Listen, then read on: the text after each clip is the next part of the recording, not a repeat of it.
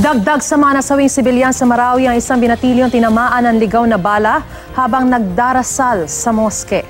Yan ang balitang hatid ni Cedric Castillo.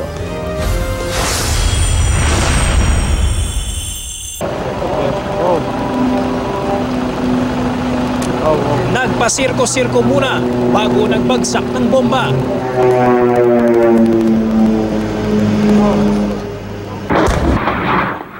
Pero hindi lang airstrikes ang nagpapatuloy.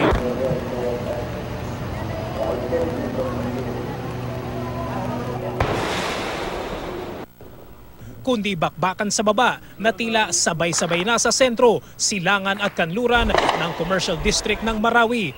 Ang ground military assets umabante na palapit sa pinaniniwalaang kuta ng Maute. Habang nagbabakbakan, may tumagos na ligaw na bala sa pader ng moskeng ito kung saan may mga nagdadasal pa naman. Tinamaan sa ulo ang isa sa kanila, ang 14 anyos na si Abdila.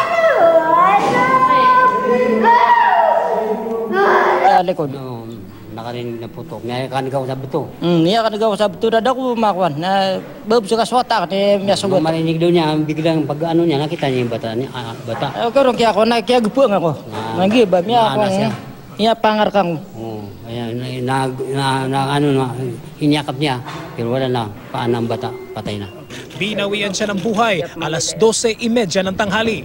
Sa lugar kung saan lumilipad ang mga bala sa kung saan-saan, hindi raw alam ng ina ni Abdila kung sino ang sisisihin. Noong ano doon niya, nalaman niya na may narinig niyang putok, parang naano siya na yung anak niya tinamaan. Yung tumakbo siya dito, nakita niya yung anak niya na kay gano'n. Alinsunod sa aral ng Islam, kailangang ihimlay agad ang binatilyo. Pero sa gitna ng paghahanda ng paghihimlayan, kasi pinuputo ka kami nila doon sa taas. Yung mga taga doon sa mapali. Paniniyak ng militar.